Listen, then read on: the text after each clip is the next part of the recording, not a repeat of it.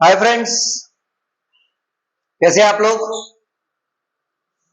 और रिजल्ट आ गया सबका, 10th का और 12th का सीबीएसई का। कैसे परसेंटेज है सबके। चलिए, जिसके जैसे भी परसेंटेज है आपको बेस्ट ऑफ लक आगे के लिए। एंड जिसके परसेंटेज थोड़े कम आए हैं उनसे ये कहूंगा कि please practice more and more. जितनी आप प्रैक्टिस करोगे उतने आपके मार्क्स अच्छे बनते जाएंगे। और मार्क्स को अगर अच्छा करना है तो प्रैक्टिस बहुत जरूरी है। प्रैक्टिस जब तक आप नहीं करोगे, कोई भी ट्यूटर, कोई भी टीचर आपकी ज्यादा हेल्प नहीं कर पाएगा, क्योंकि टीचर और ट्यूटर का जो काम है वो सिर्फ और सिर्फ इतना है कि वो आपको गाइड कर सकते हैं, वो आपके डाउट्स को क्लियर कर सकते हैं। बट जब तक आप प्रैक्टिस नहीं करोगे आगे मुश्किलें आती जाएंगी, क्योंकि जैसे जैसे 10th वाले बच्चे अब 11th में जाएंगे, सिलेबस चेंज होगा, काफी चीजें नई आएंगी। तो देखो, चीजों के लिए क्या है कि आपको प्रैक्टिस करनी बहुत ज्यादा जरूरी है। चलिए, तो आज हम बात करते हैं चैप्टर मोशन के बारे में। ये मोशन है क्या। मोशन हम किस चीज को बोलते हैं। कोई भी ऑब्जेक्ट हम कहते हैं चलो ये ऑब्जेक्ट मोशन में है, ये ऑब्जेक्ट रेस्ट में है। तो हम कैसे बोल सकते हैं कि कोई ऑब्जेक्ट मोशन में है या कोई ऑब्जेक्ट रेस्ट में है। तो इसके लिए सबसे पहला जो पॉइंट होता है कि अगर आप ये मान के चल लें कि वो अपनी पोजीशन को चेंज कर रहा है विथ रिस्पेक्ट टू टाइम, जैसे जैसे टाइम बढ़ रहा है वैसे वैसे वो अपनी पोजीशन को चेंज करता है, तो उसका मतलब कि वो ऑब्जेक्ट आपका मोशन में है। अगर कोई ऑब्जेक्ट आपका रेस्ट में है, इसका मतलब कि उस ऑब्जेक्ट की पोजीशनिंग चेंज नहीं हो रही है विथ रिस्पेक्ट टू टाइम। तो अगर ऑब्जेक्ट की पोजीशनिंग चेंज होती है तो मोशन कहलाता है विथ रिस्पेक्ट टू टाइम, और अगर उसकी पोजीशन चेंज नहीं होती है इसका मतलब कि वो ऑब्जेक्ट रेस्ट में है। ठीक है। अब अगर हम बात करें तो बेसिकली हम वर्ड यूज करते हैं, अरे देखो ये बाइक वाला कितनी स्पीड में जा रहा है, या ये साइकिल वाला या ये कार वाला ये कितनी स्पीड में जा रहा है, या कोई अगर रनर है वो दौड़ रहा है, हम कहते हैं देखो इसकी स्पीड कितनी तेज है। पर्टिकुलर हम वर्ड यूज करते हैं स्पीड। इस स्पीड का मतलब क्या है। स्पीड का मतलब है कि अगर कोई भी ऑब्जेक्ट, कोई भी व्हीकल, कोई भी पर्सन अगर एक स्पीड, अगर हम बात करते हैं उसकी कि उसकी स्पीड, तो वो अगर कुछ डिस्टेंस ट्रेवल करता है विथ रिस्पेक्ट टू टाइम। अब मैंने वर्ड यूज किया कि स्पीड के लिए मैंने ये वर्ड यूज किया कि डिस्टेंस ट्रेवल करता है विथ रिस्पेक्ट टू टाइम। तब हम बोलते हैं कि वो ऑब्जेक्ट की स्पीड क्या है, वो हम बड़े प्यार से निकाल सकते हैं, बड़े आराम से निकाल सकते हैं, क्योंकि स्पीड इज इक्वल टू होता है हमेशा डिस्टेंस अपॉन टाइम। तो जो कि मैंने बोला कि कितना डिस्टेंस उस ऑब्जेक्ट ने ट्रेवल किया विथ रिस्पेक्ट टू टाइम, कितना डिस्टेंस कितने टाइम के अंदर उसने ट्रेवल किया, उससे हम उस बॉडी की स्पीड निकाल सकते हैं। अब एक वर्ड तो हो गया डिस्टेंस, दूसरा वर्ड आता है डिस्प्लेसमेंट। अब ये डिस्टेंस और डिस्प्लेसमेंट का डिफरेंस क्या है। अब अगर हम बात करते हैं डिस्टेंस की, तो कोई भी ऑब्जेक्ट जो पाथ कवर कर रहा है, जिस पाथ पे वो ट्रेवल कर रहा है, वो पाथ जितना भी वो पाथ को कवर करता है उसको हम बोलते हैं डिस्टेंस। अब जैसे कहने का मतलब, मान के चल लीजिए आप अपने घर पे हैं इस समय, ठीक है। आप अपने घर से निकले, उसके बाद आपने टर्न किया, फिर आपने टर्न किया, आप अपने दोस्त के पास पहुंच गए, ठीक है। आपने दोस्त को पिक किया अपने साथ, एंड उसके बाद वहां से आप गए, तब तक दोस्त को याद आया अरे यार मुझे तो पेन लेना है, मुझे तो स्टेशनरी जाना पड़ेगा, स्कूल जाने से पहले मुझे स्टेशनरी जाना है। तो क्या हुआ, आपने दोस्त को पिक किया था, आप उसको लेके चले गए स्टेशनरी, यहां पर कहीं स्टेशनरी थी, आपने स्टेशनरी में सामान लिया, सामान लेने के बाद आप उसके बाद आप वहां से आगे बढ़े एंड वापस आप पहुंच गए अपने स्कूल, ठीक है। तो ये है आपका होम, ये है फ्रेंड्स हाउस, ये है स्टेशनरी शॉप, ये है आपका स्कूल। तो आपने कौन सा पाथ पकड़ा? आप ऐसे गए, then you have turn left, फिर आप आगे गए, फिर you have turn again left, then आप आगे गए एंड आप वहां से राइट लेके आप स्कूल पहुंचे। ये तो था आपका डिस्टेंस। तो अब जितना डिस्टेंस आपने ट्रेवल किया, जितने टाइम में, that is known as speed. ठीक है। अब वही अगर मैं बात करूं कि दूसरा वर्ड था मेरा डिस्प्लेसमेंट। अब डिस्प्लेसमेंट क्या होता है? आपका starting point, origin point and your destination point, उन दोनों के बीच में शॉर्टेस्ट डिस्टेंस क्या है। अगर मैं शॉर्टेस्ट डिस्टेंस की बात करूंगा तो this is the shortest distance to your school. तो ये जो आपका है, this is known as displacement. तो यहां पर क्या था? जो पाथ आपने कवर किया, that path is known as distance, and the shortest distance to cover the distance from your origin to the destination is known as displacement. अब ये डिस्प्लेसमेंट और डिस्टेंस में सबसे बड़ा डिफरेंस क्या है? सबसे बड़ा डिफरेंस ये है कि डिस्प्लेसमेंट जो है वो आपका वेक्टर क्वांटिटी है एंड डिस्टेंस जो है वो आपका स्केलर क्वांटिटी है। अब अगेन एक बात आ गई, स्केलर और वेक्टर क्या होता है? ठीक है। तो स्केलर की अगर मैं बात करूंगा तो स्केलर क्वांटिटी जिसके अंदर सिर्फ और सिर्फ आपको मैग्नीट्यूड पता चलता है। ठीक है। बट डिस्प्लेसमेंट जो होता है, डिस्प्लेसमेंट के अंदर आपको मैग्नीट्यूड विद द डायरेक्शन दोनों पता चलता है। तो ये डिफरेंस है डिस्टेंस और डिस्प्लेसमेंट का सबसे पहला। दूसरा क्या है?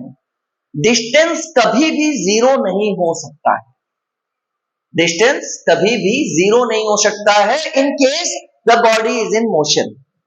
बट डिस्प्लेसमेंट जो है वो जीरो हो सकता है। कौन से कंडीशन में? आप यहां से चले, आपने ये पूरा सर्कल तय किया एंड वापस आप यहां पर पहुंच गए, तो यहां पर आपका ओरिजिन और डेस्टिनेशन पॉइंट दोनों सेम है। डिस्टेंस क्या है? इसका जो पूरा डिस्टेंस हो जाए, क्योंकि ये सर्कल है तो सर्कल का सर्कमफ्रेंस होता है 2 पाई r। This is your distance. But displacement आपका क्या है? Is zero. क्यों? क्योंकि आपका ओरिजिन और डेस्टिनेशन दोनों सेम है। तो डिस्प्लेसमेंट जीरो हो सकता है बट डिस्टेंस कभी भी जीरो नहीं हो सकता है। तो अब ये डिस्प्लेसमेंट और डिस्टेंस से डिफरेंस क्या निकला? डिफरेंस ये निकला कि अगर डिस्टेंस अपॉन टाइम लेते हैं तो that is known as your speed. But वहीं अगर आप डिस्प्लेसमेंट अपॉन टाइम लेते हैं तो that is known as your velocity. अब हम बात करते हैं कि अगर कोई ऑब्जेक्ट एक स्ट्रेट पाथ पे जा रहा है, अगर कोई ऑब्जेक्ट एक स्ट्रेट पाथ पे जा रहा है, ना कुछ लेफ्ट ले रहा है ना कुछ राइट ले रहा है, तो वहां पर वेलोसिटी और स्पीड दोनों को सेम चीज बोल देते हैं। बट अगर वो डायरेक्शंस को चेंज कर रहा है तो वहां पर स्पीड अलग होगी, वेलोसिटी अलग होगी, क्योंकि वहां पर डिस्टेंस अलग होगा और डिस्प्लेसमेंट अलग होगा। तो जैसे कि मुझे पता है कि डिस्टेंस मैंने बताया स्केलर क्वांटिटी है और डिस्प्लेसमेंट मेरा वेक्टर क्वांटिटी है, उसी तरीके से स्पीड मेरी स्केलर क्वांटिटी हो गई और वेलोसिटी मेरी वेक्टर क्वांटिटी हो गई। अब हम बात करते हैं एवरेज स्पीड की, कि एवरेज स्पीड क्या होता है। तो average speed is total distance covered upon total time taken. क्योंकि जब आप यहां से गए, आप अपने दोस्त के घर पहुंचे, दोस्त के घर रुके होंगे 2 मिनट 1 मिनट कुछ भी रुके होंगे, फिर वहां से आप आगे गए, स्टेशनरी पे भी आप रुके होंगे, सामान लेना था भाई, उसके बाद आप वहां से स्कूल गए। तो डिस्टेंस जो आपने ट्रेवल किया विद रिस्पेक्ट टू टाइम, क्योंकि आप भले 60 की स्पीड में जा रहे थे लेकिन बीच बीच में आप रुकते हुए गए तो फाइनल स्पीड आपकी कम हो जाएगी। तो total distance upon total time जो है वो मेरा स्पीड निकालेगा, जो कि आपकी कम हो जाएगी। वहीं पर अगर मैं बात करूं डिस्प्लेसमेंट वेलोसिटी की, तो टोटल एवरेज वेलोसिटी अगर मैं निकालूंगा तो that is total displacement upon total time taken. तो ये हो गया मेरा एवरेज वेलोसिटी। अच्छा, इन दोनों की यूनिट्स की अगर मैं बात करूं तो डिस्प्लेसमेंट भी मीटर में होता है और एसआई यूनिट्स की अगर मैं बात कर रहा हूं, और डिस्टेंस भी आपका मीटर में होता है। टाइम दोनों कंडीशन में सेकेंड्स में होता है, तो इसकी यूनिट जो होती है दैट इज मीटर पर सेकेंड। कितना मीटर पर सेकेंड आपने ट्रेवल किया या कितना किलोमीटर पर आवर आपने ट्रेवल किया, ये इनकी यूनिट्स होती है, दैट इज मीटर पर second and kilometre per hour. अब अगर हम वेलोसिटी की बात कर रहे हैं तो वेलोसिटी में क्या हुआ, वेलोसिटी में आपका डिस्प्लेसमेंट आता है जो कि distance travel with magnitude and direction, दोनों चीजें होती है। तो उससे हम निकाल सकते हैं एक्सेलरेशन, क्योंकि देखो सिंपल सी बात है, अगर आप अपने घर से साइकिल लेके निकले या आप अपने बाइक लेके निकले या आप अपनी कार लेके निकले, ऐसा तो है नहीं कि निकलते ही आपकी स्पीड 100 हो गई, निकलते से ही आपकी स्पीड 100 थी। भाई आपने स्पीड 0 से ही शुरू करी, जब 0 से आपने शुरू करी उसके बाद धीरे धीरे धीरे धीरे करके टाइम के हिसाब से अपनी स्पीड को इंक्रीज कर रहे हैं या अपनी वेलोसिटी को इंक्रीज कर रहे हैं, तो वहां पर वर्ड आ जाता है एक्सेलरेशन। अब ये एक्सेलरेशन क्या है, अब अगर मैं बात करूं कि ये एक्सेलरेशन क्या है, तो एक्सेलरेशन मुझे क्या बताता है कि किस तरीके से आपने अपने व्हीकल का जो भी है, या आप खुद अगर पैदल चल रहे हो या रनिंग कर रहे हो, तो आपने अपनी बॉडी को या ऑब्जेक्ट को कैसे एक्सेलरेट किया, कैसे धीरे धीरे करके उसकी स्पीड बढ़ती जा रही है। तो एक्सेलरेशन हम कैसे निकालते हैं, हम एक पॉइंट ले लेते हैं कि चलो हम इस पॉइंट से मेजर करते हैं और इस पॉइंट तक हम मेजर करते हैं। मतलब मान के चल लेते हैं कि आपकी स्पीड 20 किलोमीटर पर आवर की थी, और जब से मैंने देखना शुरू किया एंड जब तक मैंने देखा तब तक आपकी स्पीड 100 किलोमीटर पर आवर हो गई, तो उसका एक्सेलरेशन क्या निकलेगा, क्या रेट ऑफ एक्सेलरेशन है, किस रेट से आपकी स्पीड, आपकी वेलोसिटी इंक्रीज हो रही है, वो चीज मुझे बताता है एक्सेलरेशन। तो एक्सेलरेशन का फॉर्मूला क्या होता है, is equal to v minus u upon में टी। अब इसमें v क्या है, u क्या है और t क्या है। तो v is your final velocity, जिसकी हमने बात करी थी कि 100 किलोमीटर पर आवर आपकी स्पीड हो गई, and u is what, that is the initial velocity, जो कि हमने बताया था 20 किलोमीटर पर आवर मेरी इनिशियल वेलोसिटी थी। एंड टाइम, जितना टाइम आपको 20 से 100 पहुंचने में लगा, हम उस टाइम की बात करते हैं। तो ये मेरा निकालता है एक्सेलरेशन, एंड एक्सेलरेशन की जो यूनिट होती है दैट इज मीटर पर सेकेंड स्क्वायर, क्योंकि इसकी मीटर पर सेकेंड है, इसकी भी मीटर पर सेकेंड है, अपॉन सेकेंड फिर से मैं कर रहा हूं, इसलिए इसकी यूनिट हो गई मीटर पर सेकेंड स्क्वायर। तो भाई आज जो हमने बात करी है, वो हमने बात करी स्पीड क्या है, डिस्टेंस क्या है, डिस्प्लेसमेंट क्या है, स्केलर क्वांटिटी क्या है, वेक्टर क्वांटिटी क्या है, वेलोसिटी क्या है एंड एक्सेलरेशन क्या है, plus average speed and average velocity हमने बात। तो एक्सेलरेशन आप निकालते हैं। अब एक्सेलरेशन दोनों कंडीशंस में होता है, पॉजिटिव भी होता है और नेगेटिव भी होता है। क्यों, मान के चल लीजिए आप निकले, आपकी स्पीड थी 100 किलोमीटर पर आवर, जब से मैंने देखना शुरू किया, सडनली आपके सामने एक ब्रेकर आया, तो आप क्या करोगे, ब्रेक अप्लाई करोगे। जैसे ही आपने ब्रेक अप्लाई करी, आपकी स्पीड 100 से रिड्यूस होकर 20 पे आ गई या 10 पे आ गई या 50 पे आ गई, जो भी है, बट रिड्यूस हुई आपकी स्पीड। तो अब आपका फाइनल वेलोसिटी क्या होगा, जो रिड्यूस्ड वाला है। इनिशियल वेलोसिटी क्या होगा, जो आपका पहले था, दैट इज 100। मान के चल लीजिए रिड्यूस होकर आपकी 30 हो गई, तो फाइनल हो गया आपका 30 एंड इनिशियल हो गया आपका 100। उसमें भी कुछ टाइम लगा होगा विथ रिस्पेक्ट टू टाइम, जब आप उसकी वैल्यू निकालोगे तो that will be negative and that is known as deceleration, या फिर हम उसको वर्ड यूज करते हैं रिटार्डेशन। तो एक्सेलरेशन अगर कभी भी नेगेटिव साइन में आता है तो आपका आंसर गलत नहीं है, वो कंडीशंस होती है कि नेगेटिव क्यों आएगा, नेगेटिव इसलिए आएगा क्योंकि वो एक्सेलरेट नहीं हो रहा है, वो रिटार्ड हो रहा है, वो डी एक्सेलरेट हो रहा है। ठीक है, यूनिट दोनों की सेम होती है, मीटर पर सेकंड स्क्वायर। तो आज हम आपको रिटार्डेशन तक कंप्लीट कर रहे हैं। इसके आगे वाली वीडियो में मैं आपको और चीजों के बारे में बताऊंगा कि एक्सेलरेशन जब मेरा आता है, एक्सेलरेशन के बाद हम कौन से ग्राफ बनाते हैं।